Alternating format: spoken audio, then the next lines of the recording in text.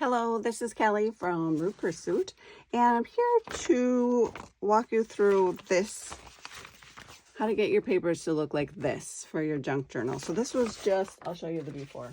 If I have one, oh yeah, okay. So it's just some plain stationery with a white back, and then I'm also using some of this, also stationery. There's a watermark on it, but just cream colored like resume paper. And that's what this one is. But here are the cool look that I have achieved. And this one was a different one, had some pinks and blues in it, which I really like. And so I did a lot of practice, and some of them came out and some of them didn't. So now I know the exact process. Still some cool papers out of it. No harm, no foul. So at any rate, I've got my papers here, and now we're gonna do that. So this is my process. I saw someone else do it, Lavinia Stamps, but she did it differently and better, it turns out. So she did it different. Like, she had a different method, and I must have missed a step because but mine's maybe easier still because I think I can share it with you. So what I'm doing is putting the ink pad directly on here. I'm using only one color. Why? Because apparently I don't know how to braid the colors together very well, but that's all right. So I'm just going to braid this so it kind of covers a bigger area. I could get my whole 8x10 printer paper on there. And we'll just do a little, get off some of the color on the other side by doing this braying action. It's like a 2-for-1. Okay, so that is the first step. One and done. I'll just see if I can pick up any more ink on the edges there where I didn't get as much. There we go. Oh, maybe here too. Hold on. There we go. Okay, then the next one, so that was what? Stormy Sky, Distress Oxide. So the oxides are what make this all happen. This is brush corduroy. I do enjoy brush corduroy for the oxidation,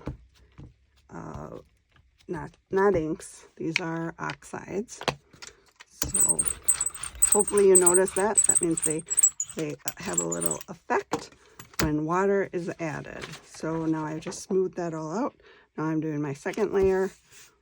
I'll just do that on with the brayer again, get all those edges, and we peel it off. And then we've got two colors overlapping in one, right? Okay. And then you need some kind of a method to drip. You can use maybe like a fan brush. You could use a maybe even a toothbrush, but I'm using just this little awl with a cap on it and dipping it in there. My sprayer that's on here, it does a really fine mist, which is interesting, but not the effect I'm looking for. You can kind of turn your paper if you want your splatters. Oh, I got myself in the face. That's a talent. I'll just turn it this way, and then we'll just spritz everywhere. The one thing I'm bad at is getting it near the edge because I am so afraid of going over, just like The Price is Right. There we go. All right, so then we can take our little dauber, and then it kind of, at first, it makes the splotches really bright. And then when it totally dries, it's almost like bleaches them out, but has like an undertone of that smoky sky blue color. So just an interesting effect. And as it dries, it looks a little bit different. But let me show you. So I think this is the one where it's the exact same method. So this one's almost totally dry. And this one still has a ways to go. So there we are. And then when we did that to the back, we picked up some more some more stuffs that going on. Okay. So cool look. I like it. What else can we do? I want to try like this pink. And there is still residue of some of that other ink on my jelly plate. And that's good because then the more colors it interacts with, the better effect it is. So, yep, one color at a time. Don't forget that. And we spread that color out and mix it together so you don't have little squares. I do have one example. I did that where I just left it and they're like actually little squares from the ink pads.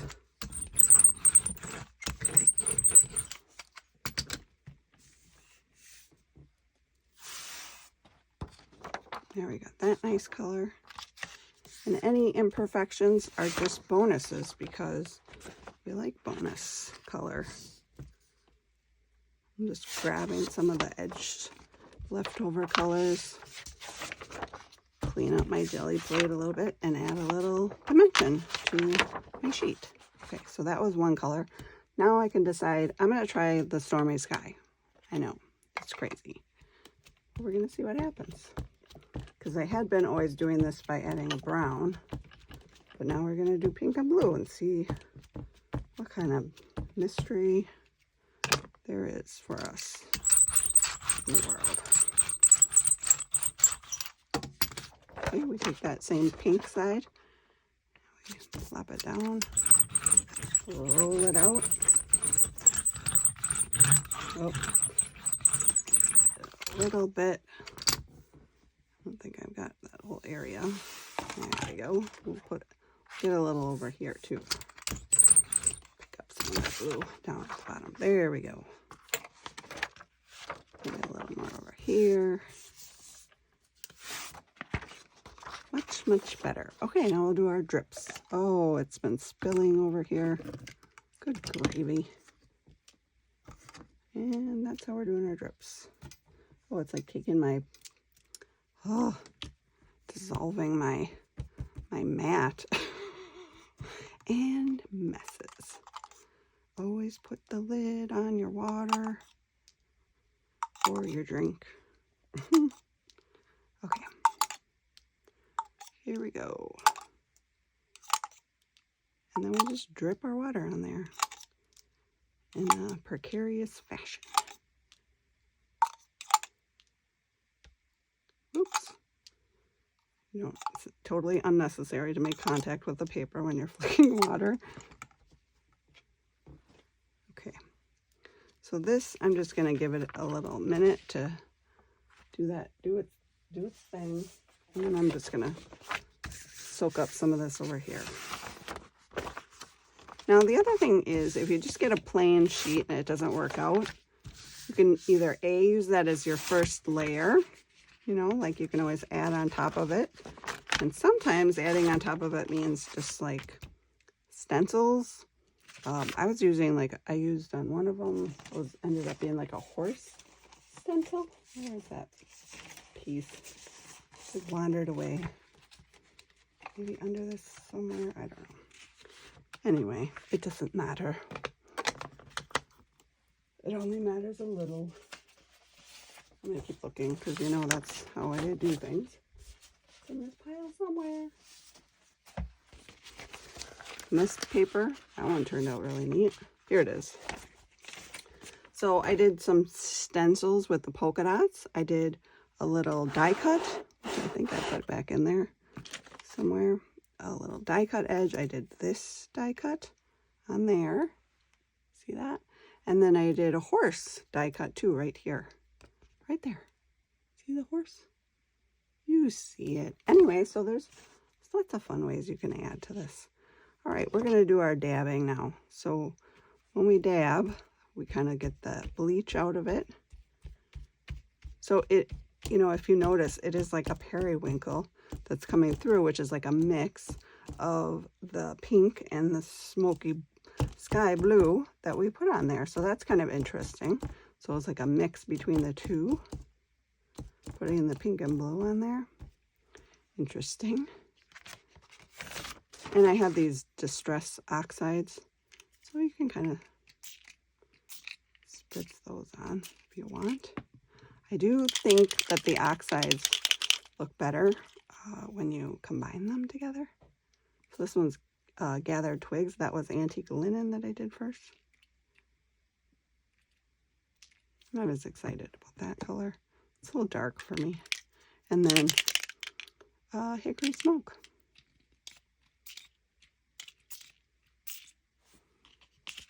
That like sprays in the same directions. That really added, the Hickory Smoke looks really nice with that. I'm just going to dab it on this brown. Theoretically, the brown should bleach it out too. All those oxide sprays. I also have spray stains, so that might be a fun thing to add to this. But yeah, it looks really cool. And the longer it dries and the more water drops you add, the lighter it gets. So fun stuff. All right, so that was my little experiment today with these colors. And like I said, is the longer they dry, the cooler they look. The more contrast seems to show up. So I hope you will give this a try. Just keep it simple with a jelly plate. If you try too many different things, then stuff's an experiment. Stuff can start to go wrong. It's not that you can't experiment. It's just if it causes you to get frustrated, then don't do that. Maybe just stick with small, simple tasks where you know the outcome is going to be pretty much a given.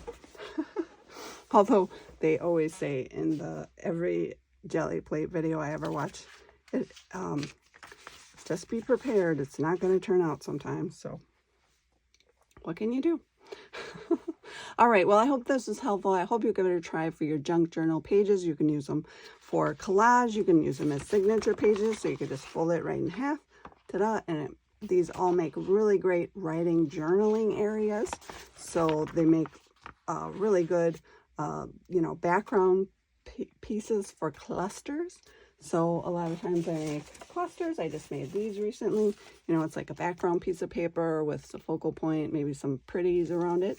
And you've got a little cluster to add anywhere in your journal that will, add some pizzazz. And these could work as the background paper or the accent paper, either one for those. You can use them for fodder for masterboard collages. You could take a bunch of these and tear them all up and glue them back together in a different order. And there you go. And then use those papers for like tags and signatures and whatever else. So the world is your oyster of ideas. All right. Well, as always, thanks for coming along, and I'll talk to you later.